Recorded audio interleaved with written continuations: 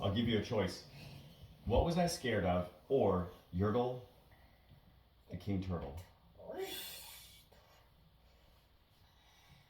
How about that one next time? This time we'll do what was I scared of. Okay? Yes, and then you are the turtle, okay? Next time, yes.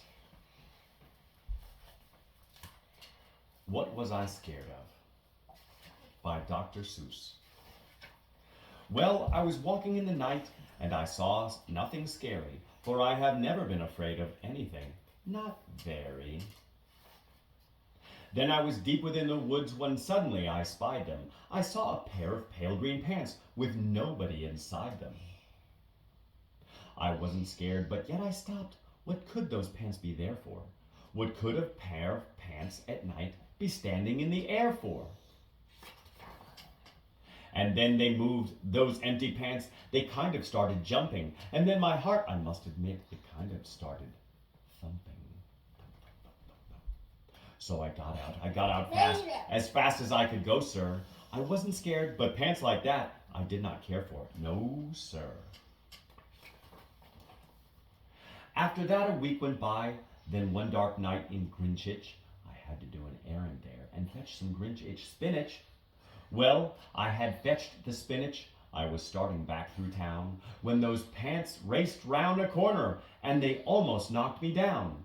I lost my Grinchich spinach, but I didn't even care. I ran for home. Believe me, I had really had a scare.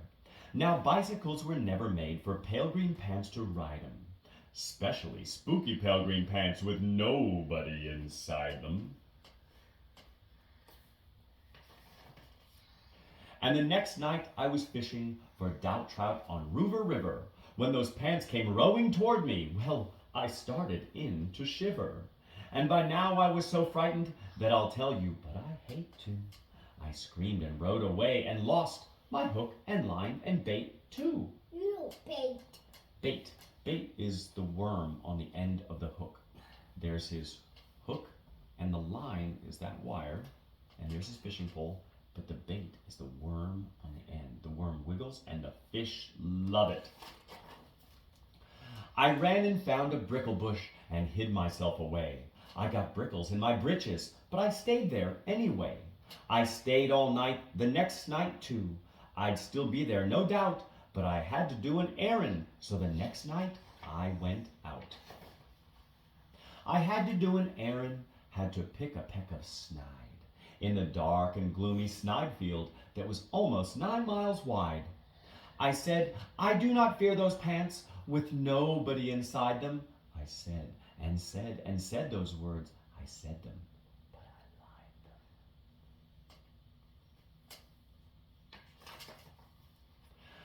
Then I reached inside the snide bush, and the next thing that I knew, I felt my hand touch someone, and I bet that you know who. And there I was caught in the snide, and in that dreadful place, those spooky empty pants and I were standing face to face. I yelled for help, I screamed, I shrieked, I howled, I yowled, I cried. Oh, save me from those pale green pants with nobody inside. That's so funny.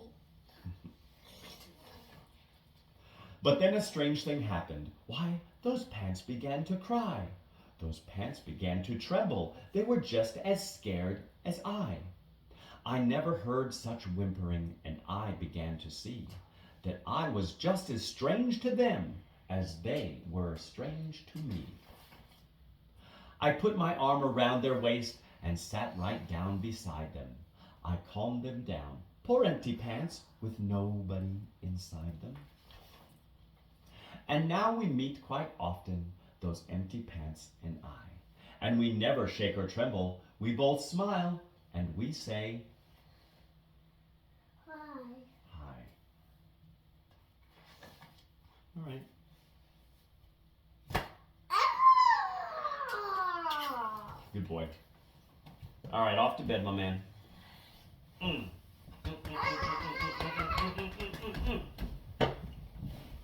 push me in.